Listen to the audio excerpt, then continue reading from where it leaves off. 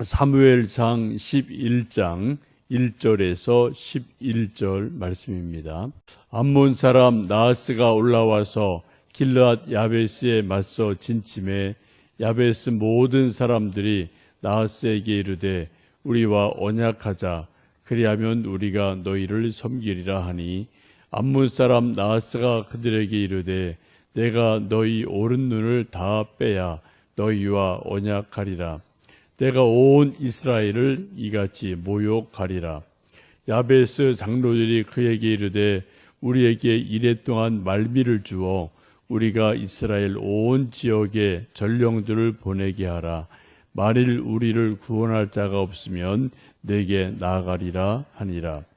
이에 전령들이 사울이 사는 기브아에 이르러 이 말을 백성에게 전하매 모든 백성이 소리를 높여 울더니 마침 사울이 밭에서 소를 몰고 오다가 이르되 백성이 무슨 일로 우느냐 하니 그들이 야베스 사람의 말을 전하니라.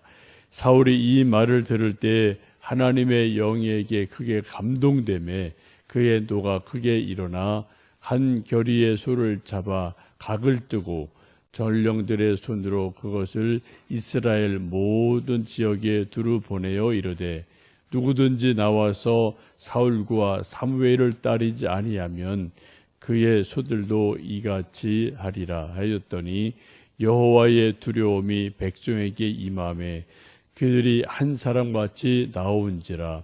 사울이 베색에게서 그들의 수를 세어보니 이스라엘 자손이 30만 명이요 유다의 사람이 3만 명이었더라.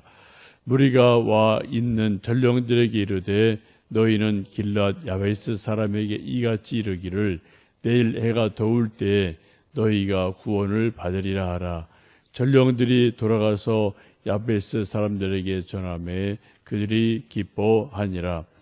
야베스 사람들이 이에 이르되 우리가 내일 너희에게 나아가리니 너희 생각이 좋을 대로 우리에게 다 행하라 하더니 이튿날 사울이 백성을 3대로 나누고 새벽에 적진 가운데로 들어가서 날이 더울 때까지 암몬 사람들을 치매 남은 자가 다 흩어져서 둘도 함께한 자가 없었더라. 아멘.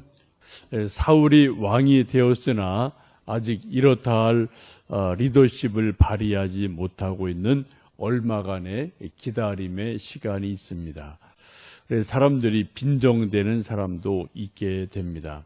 그러나 사울은 묵묵히 근신하고 하나님의 때를 기다리고 있습니다. 마침 하나님의 타이밍, 하나님의 때가 있죠. 암몬 족속 나하스 왕이 이스라엘 길르앗 야베스를 공격하게 됩니다. 다급해진 야베스 사람들이 우리가 너희를 섬길 터이니 좀 봐달라라고 유화 정책을 쓰죠. 그랬더니 암몬 사람들 하는 말이 너희 오른 눈을 다 빼버리고 나서야 너희가 우리에게 복종할 것이다. 너희뿐 아니라 이스라엘 온 족속을 내가 다 눈 하나를 뽑아버리리라 라고 모욕을 주죠. 이때 다급해진 야베스 사람들이 7일간 일주일간 말미를 주면 우리가 싸울지 아닐지를 결정하겠다라고 좀 시간 벌기 작전에 들어갑니다. 우리도 인생을 살다 보면 때로는 어떤 일을 할 때 즉답이 필요할 때가 있어요. 바로 그 자리에서 이렇습니다, 저렇습니다, yes, no 분명하게 할 때가 종종 있기도 합니다.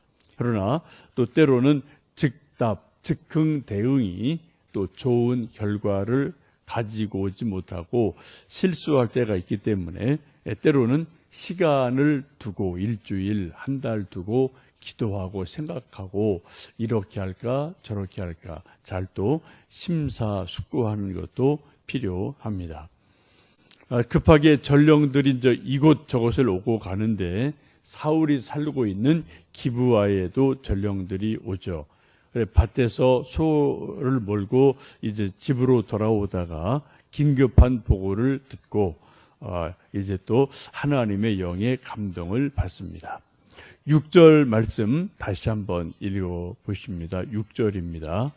사울이 이 말을 들을 때에 하나님의 영에게 크게 감동되매 그가 노가 크게 일어나라고 말하죠. 지금 이 말을 들을 때는 암몬 족속이 이스라엘을 쳐들어왔습니다. 우리가 다 죽게 됐습니다. 눈을 다 빼버린다고 합니다. 라고 어려운 일을 이야기 들었을 때 그때 사울의 마음에 성령님이 강력하게 임하게 됩니다. 우리가 믿음 생활을 하다 보면 성령님이 우리에게 임하실 때가 종종 있는데 그때는 다양합니다. 우리가 오순절 다락방처럼 간절히 성령 받기 위해 기도할 때 성령님 임할 때 있고요. 또 어떤 때는 병들었을 때, 어떤 때는 나라를 위해 구국 기도할 때, 어떤 때는 자녀를 위해서 간절한 마음으로 중보 기도할 때, 하여튼 다양하게 우리에게 하나님의 성령이 임하십니다. 이때 사울에게 성령님이 강력히 임하신 것은 국가가 전쟁이 났습니다. 국가가 나라가 난리 났습니다. 망하게 생겼습니다. 라는 위기를 만났을 때 성령께서 그 마음에 감동을 주시죠. 구국의 영을 주십니다. 나라 위에 기도하고 나라 위에 일어설 만한 용기와 책임감을, 거룩한 책임감을 하나님의 성령께서 사울의 마음에 확 불어넣어 주시는 그러한 일이 있습니다. 회피할 수 없는 헌신의 기회가 지금 성령의 감동으로 사울 왕에게 임하게 됩니다. 우리도 살다 보면 이런 일이 일생에 한 번, 두 번은 누구나 다 임하게 되고 하나님 역사할 때가 있죠.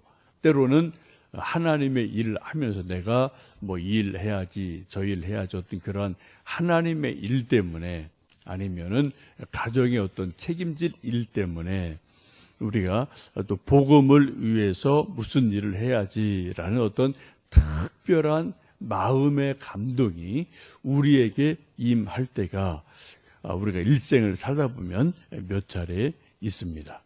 혹시 여러분 지금까지 이거는 내가 할 일이구나, 이건 하나님이 내게 맡긴 사명이구나, 그런 거룩한 책임감, 거룩한 사명감이 여러분의 마음속에 성령의 감동으로 확 불이 붙는 것처럼 그런 일이 뭔가 있으셨으면 기억을 해보시고 그 일이 하나님이 내게 주신 사명이구나, 내게 맡겨주신 거룩한 하나님의 일이구나 알으시고 헌신하실 수 있기를 바랍니다. 그때 하나님이 우리 인생을 쓰셔서 역사하실 때가 있습니다. 지금 사울 왕은 하나님의 성령으로 감동이 되어서 이제 소 한 결이 2마리를 잡아서 각을 뜨고 토막을 다 여러 가지 토막을 내서 각 지역에 전령들을 보내게 됩니다. 그래서 사울 왕과 사무엘을 따르지 않으면 이 소와 같이 다 토막을 낼 것이다 라고 이제 좀 경문을 보내게 되죠. 이것을 본 수많은 이스라엘 백성들이 각 지역에서 우리가 사울 왕이 이끄는 전쟁에 동참하겠다라는 한 마음이 되어서 모든 사람이 임하게 됩니다. 이것은 사울 왕이 겁을 줘서가 아니고요, 나라 사랑하는 마음, 하나님이 주시는 거룩한 책임감, 이런 것이 있어서 이제 또 한 마음으로 모입니다.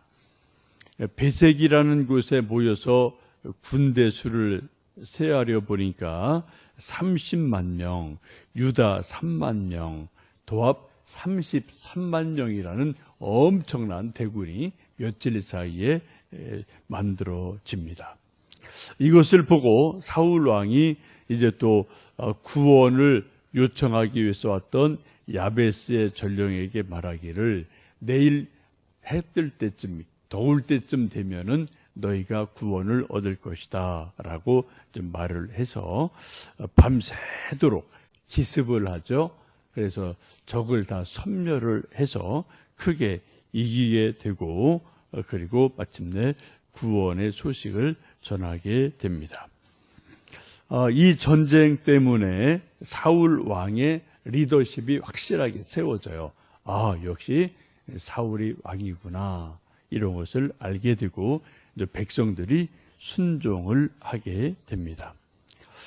역사를 보면 대부분 왕이라는 사람의 리더십이 확고하게 세워지는 것은 대부분은 전쟁에서 승리할 때입니다. 우리나라 역사를 봐도 그렇죠. 훌륭한 역사에 나오는 장군들 다 이렇게 외침을 막아내고 이순신 장군도 그렇죠. 지금까지도 우리가 성웅 이순신이라고 막 이순신 장군을 존중히 여기는 것도 다른 것거든요. 전쟁에서 크게 승리를 해서 우리나라를 구했기 때문에 이제 그런 칭호가 있고 기억이 있죠. 곧 열매가 있어야만 된다는 거죠. 그래 왕으로서 사울 왕이 암몬족을 크게 쳐서 무찌름으로 이제 왕다운 왕이 됩니다. 이거는 대통령도 마찬가지, 선생님도 마찬가지, 목사도 전도사도 집사도 권사도 다 마찬가지죠. 하나님의 일에 열매가 있을 때 우리가 하나님의 사람으로 세워집니다. 예수님의 제자인 우리들인데 예수님의 제자 되는 열매를 크게 성경은 많지만 크게 두 가지를 말합니다. 요한복음 13장에 너희가 서로 사랑하면 내 제자가 되리라. 서로 사랑할 때 그때 예수님 제자라고 말씀하세요. 또 요한복음 15장에서 포도나무 비유에서는 너희가 열매를 많이 맺으면 내 제자가 될 것이다 라고 말해서 전도 열매를 많이 맺는 것을 예수님 제자의 표식을 삼으셨습니다. 이 아침 우리 기도할 때 하나님의 성령께서 내 마음에 거룩한 책임감, 하나님의 일을 부담감 이런 걸 주시기를 기도하고요.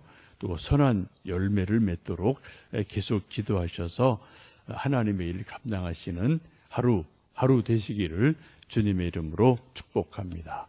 우리 함께 기도하겠습니다.